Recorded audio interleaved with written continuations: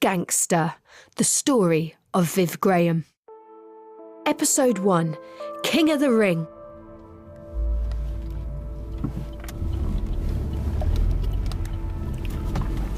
This is where the shooting took place, on this high street, just coming up.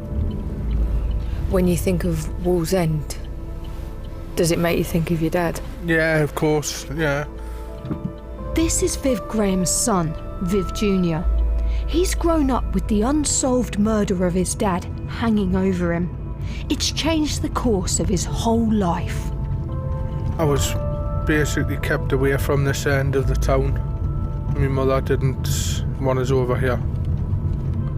She was worried in case anything was ever to come back on me. Viv Jr.'s mum had a reason to be worried, because Viv Graham Sr. had some serious enemies. A 17-stone ball of muscle, he was feared and revered in equal measure.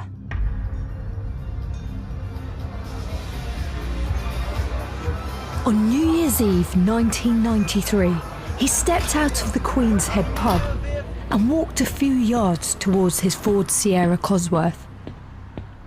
But he never made it. Viv was shot 3 times at close range with a Magnum handgun right on the spot where his son is now standing. It was an organised hit in the middle of his heartland territory, just outside Newcastle. Bleeding heavily, he dragged himself back to the pub, but his life was slipping away and he died in hospital hours later.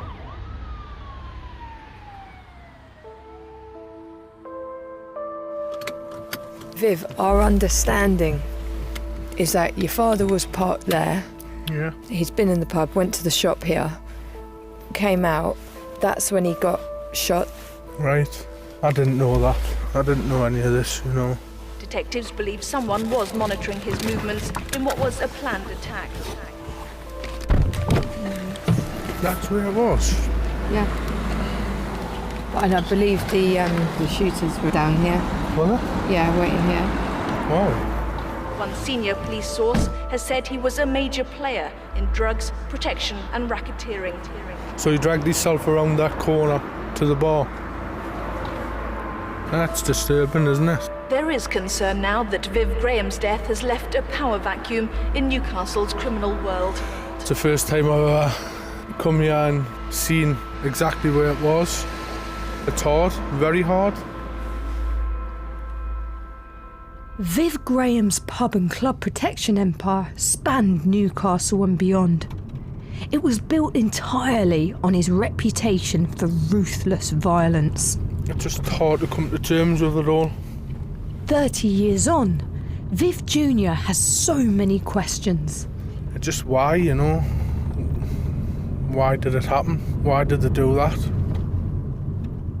To begin answering that, we need to go back, way back. The lights in the shipyards and the mines were going out. The lights were going up in the town. Because the story of the life and death of Viv Graham is also the story of Newcastle. I was there as it happened, and I was standing in the DJ booth playing records. I felt like I had my foot on the accelerator of the city as the whole place exploded in this kind of haze of drugs and house music. Newcastle, party capital, a mecca for revellers from across the country. The crowd used to run in, get on the dance floor, and honestly, it was magical. A new market for the criminal fraternity, fueled by steroids and violence. Closing people down, beating people up, and slapping people around. You're all big, you're full of steroids. There's nobody who's going to fuck with us. One man thought he had the power to control it all. When you need the gunslinger to come into town because the sheriff can't do the job, Viv was the man. Sometimes there'd be 3 or 4 of them. And I swear, he knocked them all out. Just boom, boom, boom, and all just gone. Crime families, yes, they're there, but they're nothing special. It was the power, the presence, the aura, the size of him. There's been no one like him since. But the arrival of ecstasy would raise the stakes. The windows had been blasted. And then I went to go out and Viv pulled us back in and slammed the door. This is Gangster, the story of Viv Graham. If you're going to go to hell, you better grow some horns, man. Because you're going to end up dancing with the devil.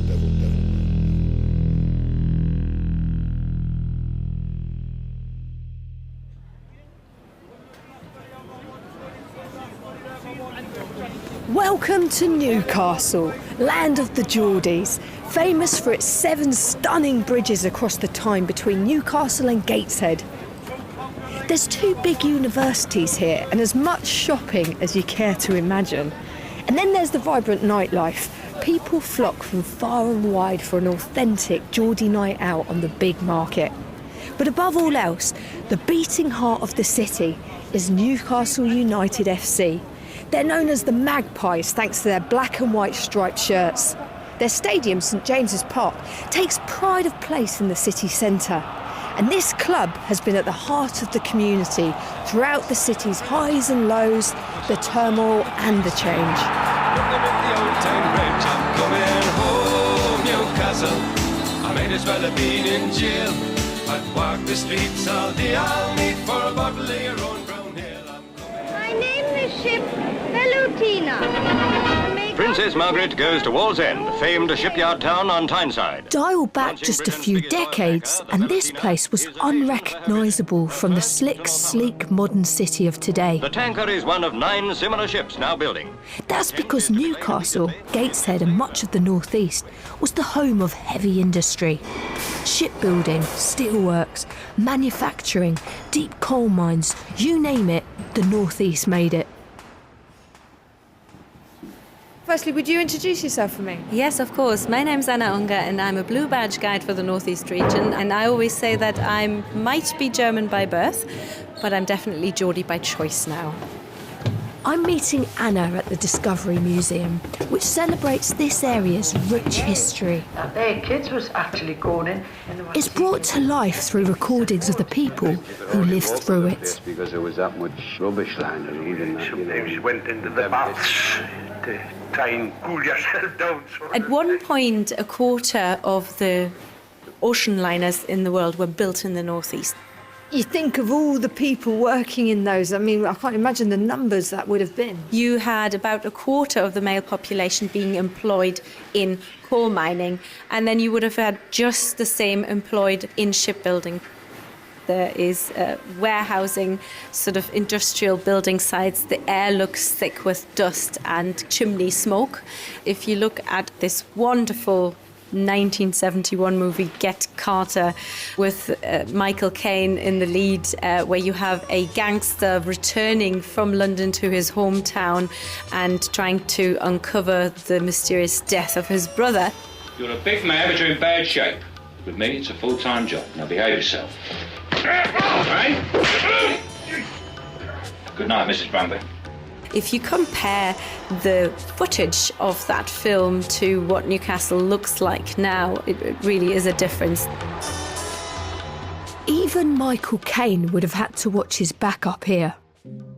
This was the era of smash and grab, armed robberies, bank heists, and 1960s Newcastle had some serious players, like John Bryan Sayers, who would go on to become the head of a notorious crime firm.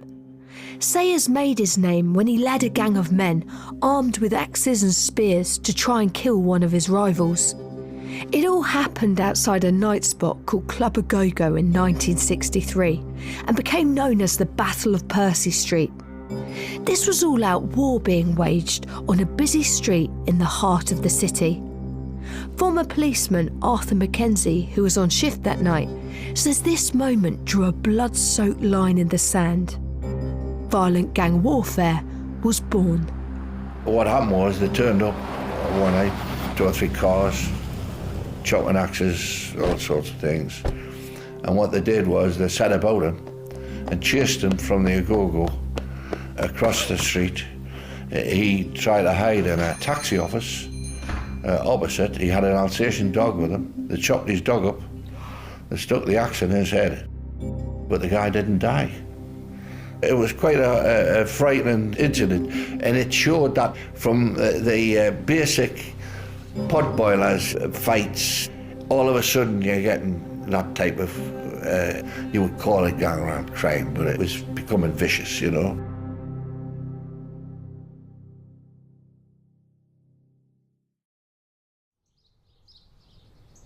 Urban decay, gang feuds, axes to the head, that was all a million miles away from Viv Graham's early life.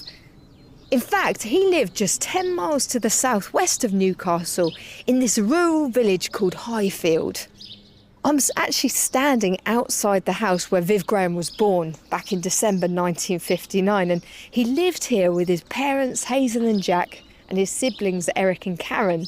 Now, it's a tidy semi on a large council estate surrounded by beautiful woodland and hills, and there's this slate next to the front door, and it's got the house number on it and the initials BG carved into it. Apparently Viv Senior actually made this at school, and his mum still lives here and keeps this pride of place. The coal mining had more or less ceased, so many of them were miners who'd retired, so that had disappeared totally. Sid Henderson was head teacher at the local primary school, which Viv attended. What kind of boy was Viv? He was just one of the lads of the school. But what there was about him was a kindness. Even when he was little, he would help the other children in school rather than hurt them. And if they fell down, he would probably pick them up and say that they were all right. He was a nice lad. Sid's son Paul went to school with Viv and was friends with his older brother, Eric. Just near where Viv used to live, there used to be some woods out the back, and it was quite common for people to go out there camping. And I think Eric and Viv and them used to camp there. I've always found that Viv Graham was, always more helpful than a hazard, you know what I mean? He was always positive. He was always on the good side, not on the bad side. For a young Viv, this was a sheltered and in some ways idyllic life surrounded by close family and lots of friends. But it was a fragile existence because the heavy industries which had boomed in the post-war period were now falling into rapid decline. The local pit, which had employed people for generations, had shut way back in 1950. It was a scene which would play out time and again across the northeast in the coming years as pits, steelworks, factories and shipyards began closing down. We have set a true course, a course that is right for the character of Britain, right for the people of Britain, and right for the future of Britain. There was a lot of unemployment. There was a lot of people with no jobs surviving on unemployment benefit. And it was a very sad thing to see. But we were encouraged by the Margaret Thatcher government, if you don't have a job, get on your bike and go elsewhere. And what I found in my school year, there was 120 people, and there was only 4 people remaining in the area that I was aware of. And 116 people have actually left, myself included. For the first time in generations, young people like Paul and Viv didn't have an obvious career path to follow in their own neighbourhoods. Paul managed to find his way into an engineering career in the oil industry, which took him around the world. But it could have easily gone the other way.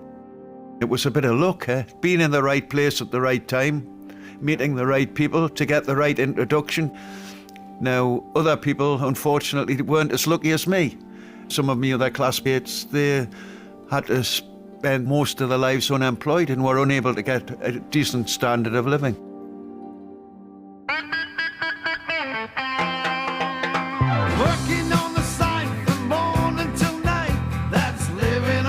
This mass exodus of workers from the northeast was made famous by ITV's hit series Auf Wiedersehen Pet. Starring Jimmy Nail and Timothy Spall, it told the story of a group of builders who end up in Germany. I have a question for you. Oh, I want to see me papers, do you? When Germany's such no good places, why don't you piss off back to England? Viv would also have to leave his little village on the hill in search of work, but he'd be taking a very different route. His apprenticeship would be served in an old-school boxing club in the neighbouring village of Chopwell. He quickly earned a big reputation. Everybody feared him, believe us. It took a brave man to get a match with Viv. In fact, it was hard getting him fights. He was too strong. He just overwhelmed them, really. That's Gary Munro. He grew up in Concert in County Durham, down the road from Viv.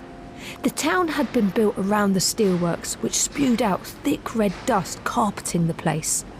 Gary and his whole family had worked in the plant. You are hereby tendered 12 weeks' notice to terminate your employment with the British Steel Corporation from the 13th of the 9th, 80. In 1980, though, it closed with the loss of 3,700 jobs. My reaction after 20 years loyal service, I'm very, very bitter. I don't think anybody realises the tragedy of Concert. It's deplorable. The impact it had on Concert was unbelievable. Basically, everybody was out of work, everybody was drinking. I mean, once they got the money for the severance pay and that, I mean, it was stupid. It was just as if everybody, they let the lid off something. But what people didn't understand is they didn't have a job.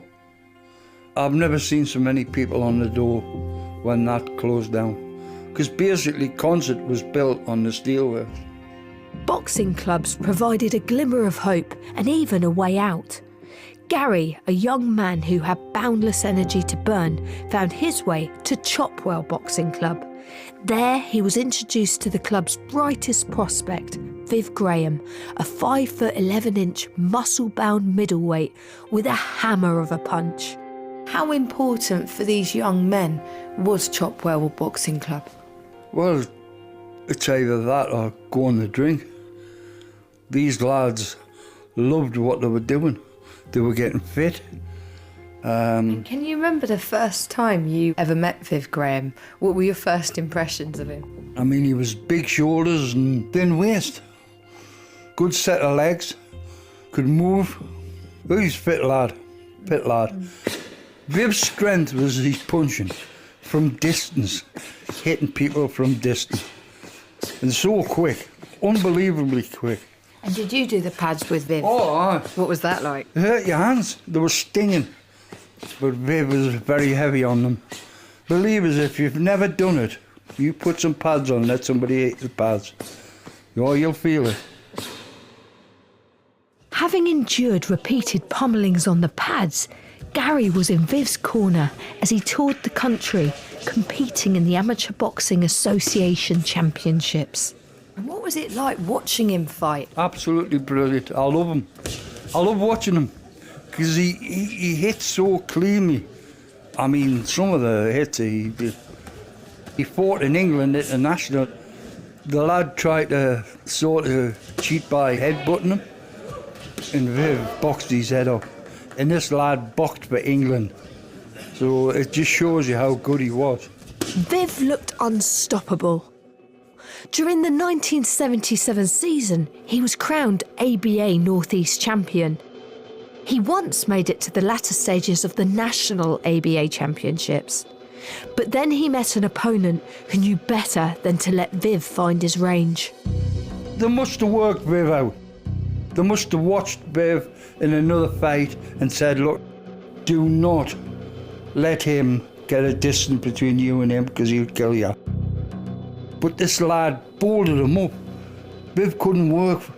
Do you know what I mean? He couldn't get his punches away from him. But fair due to the lad, man. So, Gary, if he had won that fight, what would that meant to his boxing career? Well, I mean, he would have been selected for England. Do you think that changed a path in his life? It all depends what's in your head. He could have been better than what he was, but he obviously took a different direction. Down this little road. Oh, it's a tiny little road. I'm back in the car with Viv Jr. as we wind our way slowly down a bumpy road behind a row of houses in Highfield. And oh my goodness, is that it, Viv? Yeah, that's the hut. That's where it all began. That different path Gary mentioned, well, it leads here. Because Viv Graham started to get bigger, stronger, more muscular. And it was all happening right here in a proper old school gym. I can hear some music inside. See if we can get in. Yeah, go on. When I say gym, this is a tumble-down wooden hut with bars on the windows and paint flaking from the walls. You got the music on loud, Viv. Seriously, it could be straight out of a Rocky Balboa film. And this is where a legend was born. Wow, oh my God, it's full of equipment. It's absolutely full of equipment. I take it all back, Viv. Yeah. Got everything you need. Who's the picture of over there? I'm not sure. I'm not sure who it is. Yeah, got some seriously muscly men. Yeah, it is. Wow. It is, I mean, the room was absolutely stuffed with gym equipment and, good new and old, and weights piled up.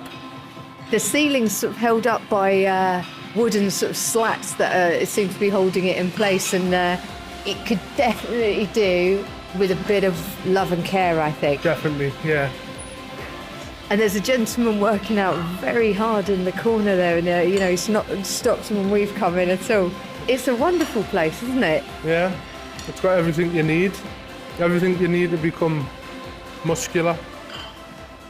Viv Sr. was certainly becoming muscular, piling it on through a hardcore training regime.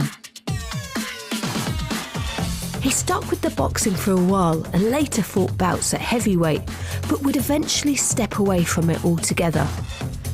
In the 1980s, someone who could combine the lightning speed of a boxer with the brute force he now possessed was in big demand on the doors of pubs and clubs, especially in Newcastle and Gateshead. Viv Graham was heading into town. It was going to be a wild ride.